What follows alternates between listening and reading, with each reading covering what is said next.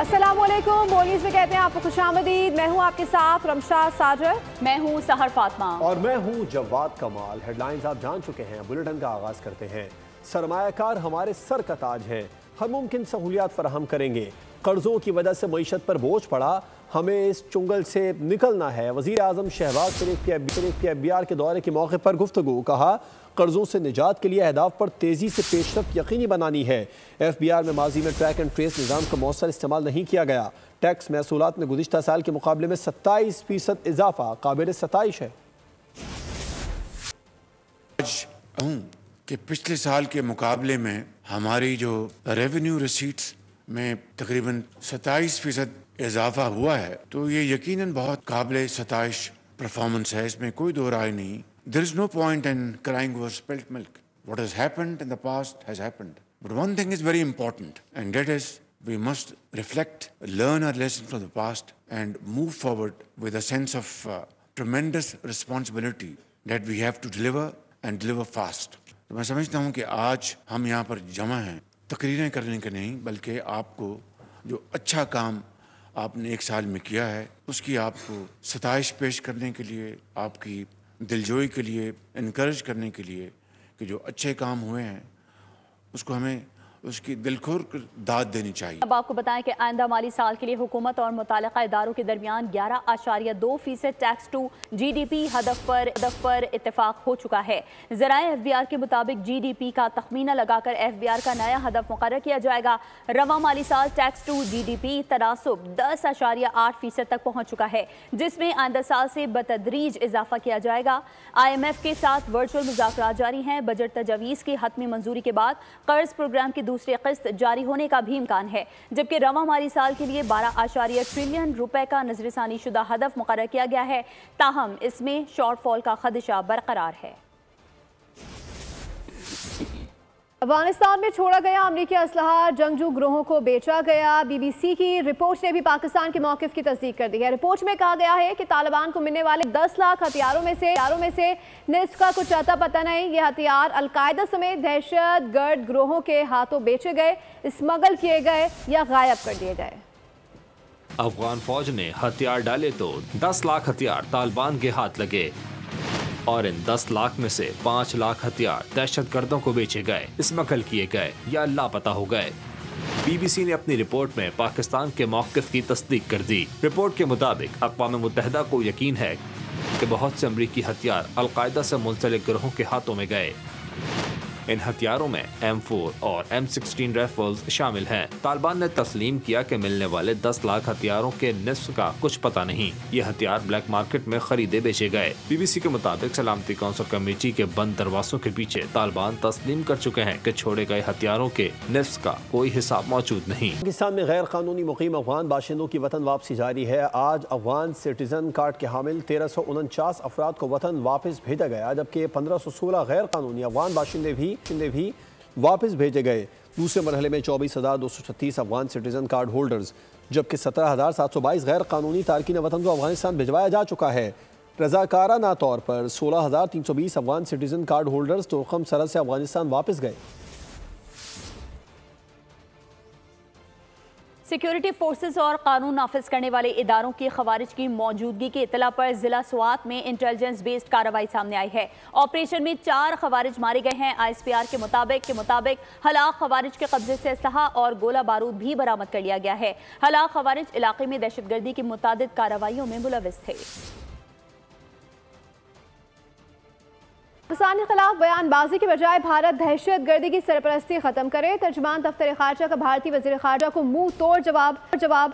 शफकत अली खान ने कहा कि जाफर एक्सप्रेस थाने मुलविस दहशतगर्द अफगानिस्तान में अपने हैंडलर्स के साथ राब्ते में थे। पाकिस्तान तमाम ममालिक से बेहतर ताल्लुकात रखना चाहता है। पाकिस्तान अफगानिस्तान के साथ खुशगवार बरादराना ताल्लुकात का ख्वाह है। नायब वज़ीर आज़म इसहाक डार का दौरा काबुल बहुत अहमियत का हामिल है। चीन हमारा एक देरीना दोस्त है और पाक अमरीका ताल्लुकात दहाइयों पुराने ताल्लुकात हैं। India's arbitrary designation of the Indian illegally occupied Jammu and Kashmir as its so-called union territory is null and void ipso facto. Senator Mohammad Ishaq Dar will lead a high-level delegation to Kabul tomorrow. During the day-long visit, he will call on the Afghan acting Prime Minister meet Afghan acting Deputy Prime Minister for Economic Affairs. The talks will cover the entire range of Pakistan-Afghan relationship, focusing on ways and means to deepen cooperation in all areas of mutual interest. The two sides agreed to hold the 6th round of Pakistan-China dialogue on maritime cooperation in Pakistan at an appropriate time next year. जाब मराकज़ सेहत के मुलाजमीन इदारों की मुमकिना निजकारी के खिलाफ डट गए। Grand health alliance के तहत डॉक्टर्स, नर्सेज और दीगर तिब्बी अमले ने मुतालबात के हक़ में एहतजाज किया, जो धरने में तब्दील हो गया। गर्मी के बाद धरने में शरीक शख्स की तबीयत भी ख़राब हुई। लाहौर में ग्रैंड हेल्थ अलायंस का वज़ीर आला हाउस के बाहर धरना। पुलिस ने वाटर कैनन का इस्तेमाल करते हुए मुजाहिरीन को रोकने की कोशिश की। मुजाहिरीन को उस वक्त रोका गया जब उन्होंने वज़ीर आला पंजाब के दफ्तर की जानिब मार्च किया और धरना दिया। मुजाहिरीन का कहना था कि मुतालबात की मंजूरी तक धरना जारी रहेगा। हम सिर्फ रोटी मांग रहे थे, नजकारी के खिलाफ जंग थी और ये आपने हमारे साथ ज्यादती की है। तालबा है हमारी प्राइवेटाइजेशन कम की जाए, निजकारी खत्म की जाए, आउटसोर्सिंग खत्म की जाए। आज 14 दिन हो गए हम लोग सड़कों पर बैठे हैं। क्या जी औरत नहीं है? हम औरतें नहीं है? वहाँ पर हक के लिए आए, हम नाजायज आए तो हमें कहे, हम अपने हक के लिए निकले और ये हमें शेलिंग की हमारा भी है। मुजाहिरीन और पुलिस आमने सामने आए तो ट्रैफिक की रवानी भी मुतासिर हुई, जबकि पुलिस वाले मुजाहिरीन के अलावा राह चलते शहरियों को भी रोकते रहे। गर्मी के बायस धरने में शरीक शख्स की तबीयत खराब हुई। पुलिस धरने से YDA सदर शेब न्यासी और सलमान हसीब को ले गई। शेब न्यासी का कहना था पुलिस मुसाकरात का कहकर ले जा रही है, गिरफ्तार किया गया तो धरना जारी रहेगा। पुलिस और इंतजामिया ने सूरत हाल पर काबू पाने के लिए सिक्योरिटी इकदाम मज़ीद सख्त कर दिए। खबर यह है कि होटल्स की बिलिंग और दीगर मद में 70 अरब रुपए फंस गए। प्राइवेट हज टूर ऑपरेटर्स ने वज़ीर-ए-आज़म शहबाज शरीफ से दरख्वास्त कर दी है कि सऊदी हुकूमत से बात करके 67,000 आज़मीन हज का कोटा जारी करवाया जाए ताकि वो हज की सादत हासिल कर सकें। निजी हज टूर ऑपरेटर्स मुश्किल में पड़ गए। 17 अरब रुपए होटलों की बुकिंग और दीगर मदों में फंस गए। बोल न्यूज से खुसूसी बातचीत करते हुए हज टूर ऑपरेटर नियाज मोहम्मद खान ने कहा कि सऊदी हुकूमत के नए कवानीन के तहत वक्त निकल गया। इस सूरत हाल में 67,000 आज़मीन हज की सादत से महरूम हो रहे हैं। वज़ीर आज़म अपना किरदार अदा करें और सऊदी हुकूमत से बात करें। जब सऊदी गवर्नमेंट ने तकरीबन 15 ज़िलहज्जा को जब आज अनाउंस कर दिया, गवर्नमेंट ऑफ पाकिस्तान ने 8 महीने बाद जाके प्राइवेट टूर ऑपरेटर को परमिशन दी कि अब हज की बुकिंग शुरू कर सकते हैं।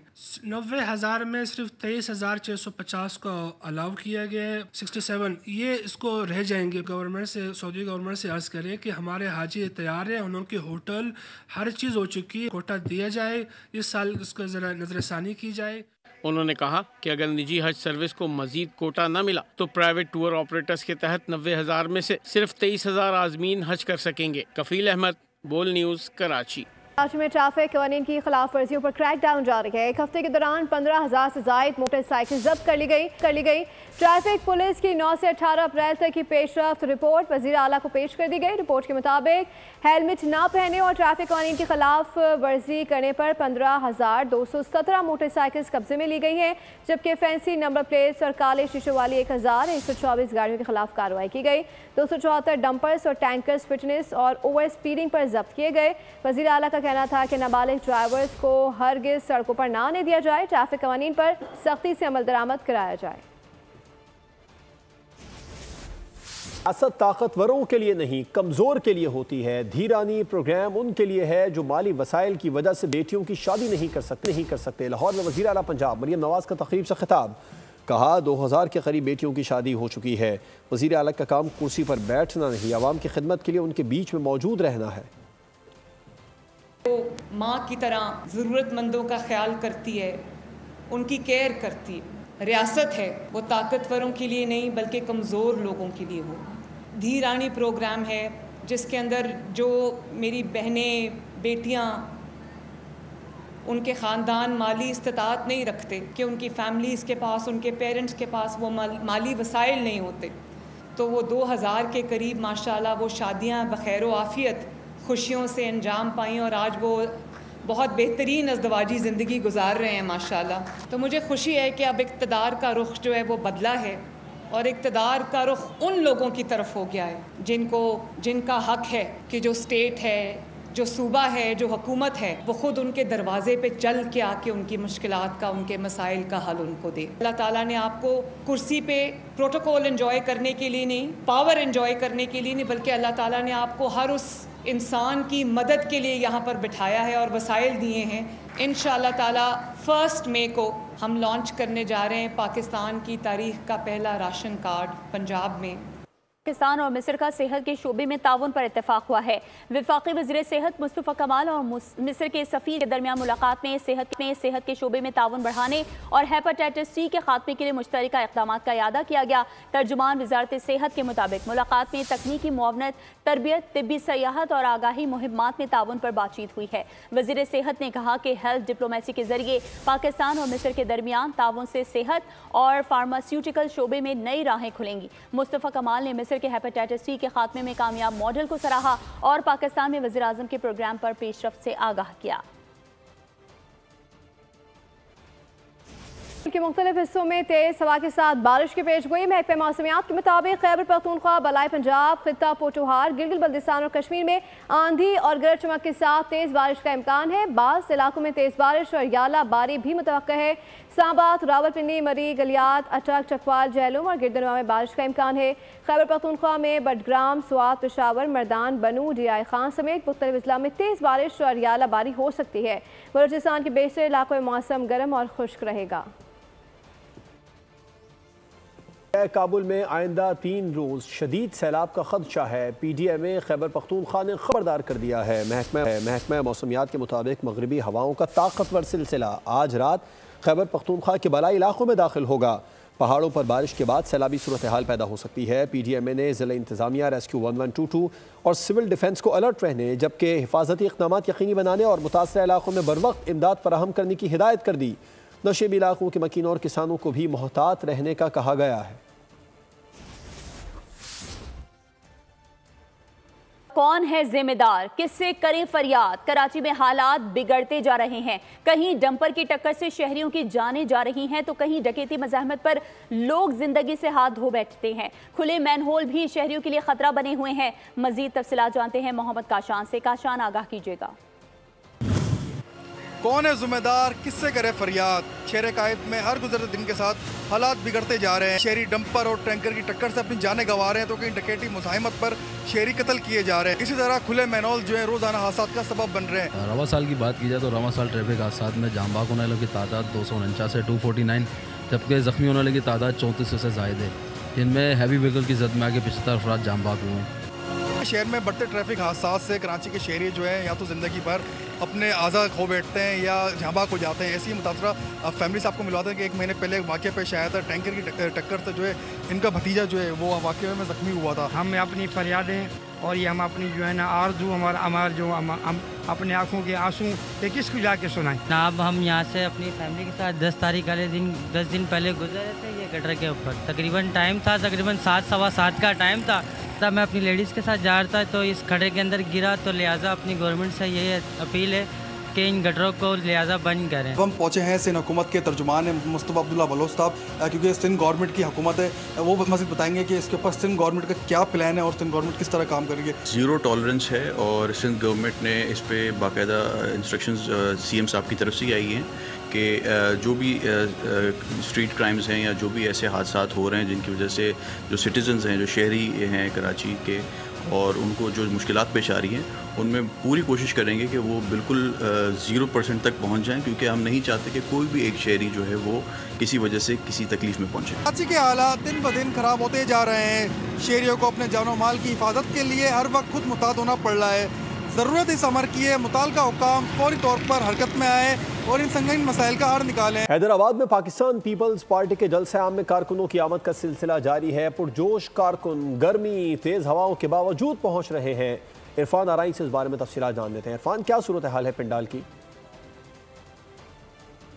जी, पीपल्स पार्टी की जानिब से हटड़ी बाईपास पर दरियाए सिंध पर बनाई जाने वाली 6 मुतनाज़ा कैनाल्स के खिलाफ जलसा आम के पंडाल में कारकुनों की आमद का सिलसिला शुरू हो गया। वॉक थ्रू गेट्स पर बाकायदा चेकिंग की जा रही है, जिसके बाद जो है कारकुनों को जलसा गाह में दाखिल होने की इजाज़त दी जा रही है। मरकज़ी कायदीन जैसे ही स्टेज पर पहुंचेंगे, उसके बाद Bilawal Bhutto Zardari chairman Peoples Party जो हैं वो भी जलसा गाह पहुँच जाएंगे और जो कारकुन हैं उनसे खिताब करेंगे। ख़वातीन के लिए अलग इंतज़ाम है, सिक्योरिटी के फुल प्रूफ इंतज़ामात हैं, पुलिस की भारी नफरी को तैनात किया गया है, तमाम इलाके को जो कॉर्डन ऑफ किया गया है सर्च के बाद, और अब बाकायदा जलसे का आगाज़ होने जा रहा है। कारकुनों की आमद का सिलसिला जो है वो जलसा गाह में हो रहा है और बड़ी तादाद में काफिले जो हैं वो हटड़ी बाईपास के मकाम पर पहुंच रहे हैं। जी ठीक है इरफान, आपका बहुत शुक्रिया। सुप्रीम कोर्ट में फौजी अदालतों में सिविलियंस के ट्रायल से मुताल्लिक केस की समाअत के दौरान जस्टिस हसन अजहर रिजवी ने रिमार्क्स दिए कि क्या इदारे ने किसी का एहतसाब किया। समाअत के दौरान वजारत दिफा के वकील ख्वाजा हारिस ने जवाब में कहा, मिलिट्री ट्रायल में पहले अपील का तस्वुर नहीं था। विफाकी शरई अदालत ने हुक्म दिया कि मिलिट्री ट्रायल में भी अपील होनी चाहिए। जस्टिस हसन आर्मी एक्ट से मुतालिक शिकों को नहीं छेड़ा गया है। ख्वाजा हारिस ने जवाब पर दलाइल मुकम्मल कर लिए। अदालत ने केस की समाअत 28 अप्रैल तक मुलतवी कर दी है। अगली समाअत पर अटॉर्नी जनरल दलाइल का आगाज करेंगे। नाज़रीन, आपको बताएं कि आटे की कीमतों में बड़ी कमी हो गई है। फ़ी किलो आटा 110 रुपये से 70 रुपये पर आ गया। 20 किलो आटे का थैला 1700 से कम होकर 1300 रुपये का हो गया है। मैदे का रेट 120 से कम करने के बाद 90 रुपये किलो हो गया। डीलर्स के मुताबिक गुज़श्ता हफ्ते आटे की कीमत में 40 रुपये फ़ी किलो कमी आई, जिसकी वजह गंदम की कीमतों में कमी को करार दिया जा रहा है। आटे की कीमतों में बड़ी कमी के बाद लाहौर के शहरियों में खुशी की लहर। हुकूमत के इस इक़दाम को खुशाइन करार देने के साथ साथ हुकूमत से दीगर अशिया खुरनोश की कीमतों में भी कमी की अपील कर दी है। मज़ीद तफसीलात जान लेते हैं खुर्रम मलिक से। खुर्रम, बताइए मज़ीद क्या कहना है शहरियों का? बिल्कुल, हुकूमत की जानिब से आटे में बड़ा रिलीफ जो है वो आवाम के लिए दे दिया गया है। इस वक्त एक दुकान पर मौजूद है जहाँ पर खरीदार भी मौजूद हैं।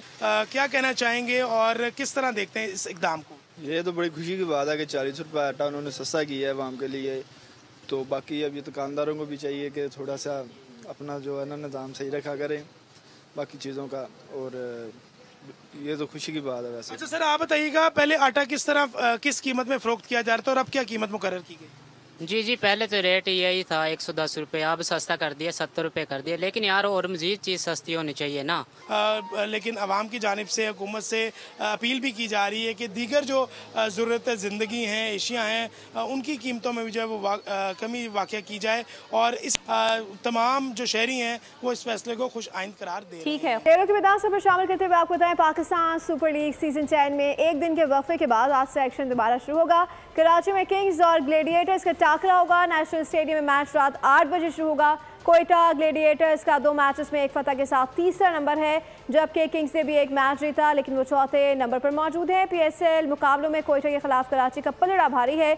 18 मैचेस में से किंग्स 12 मरतबा फातिर है, ग्लेडिएटर्स सिर्फ 6 मैचेस जीत सके। पाकिस्तान में माली शमूलियत बढ़ाने के लिए financial literacy week State Bank की जानिब से कराची यूनिवर्सिटी में वॉक का एहतमाम किया गया। तलबा को माली ख्वानदगी फराहम करने के अलावा बैंकों में खाते खोलने, इंश्योरेंस और दीगर माली खदमात को हासिल करने की सलाहियत पैदा करने के हवाले से आगाह किया गया। यूनिवर्सिटी के मुख्तलिफ शोबों और अवामुन्नास वॉक में शरीक हुए।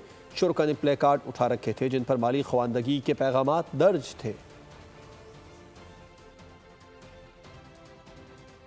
न्यूयॉर्क में लगा है सालाना 125वां ऑटो शो। जदीद तरीन मॉडल्स ने शायकीन की दिलचस्पियां समेट ली। बिजली से चलने वाली गाड़ियों के नए मॉडल्स काबिल-ए-दीद हैं। जीप के खूबसूरत और पायदार डिज़ाइंस भी अपनी जगह खूब हैं। दुनिया भर से गाड़ियों के शौकीन मेला देखने आ रहे हैं। 27 अप्रैल तक शो जारी रहेगा। इसके साथ बुलेटिन से फिल वक्त इतना ही। मज़ीद किसी भी खबर की डिटेल के लिए विजिट कीजिए हमारी वेबसाइट boldnews.com और देखते रहिए बोल्ड। सब्सक्राइब करें और बेल दबाएं ताकि कोई खबर रह न जाए।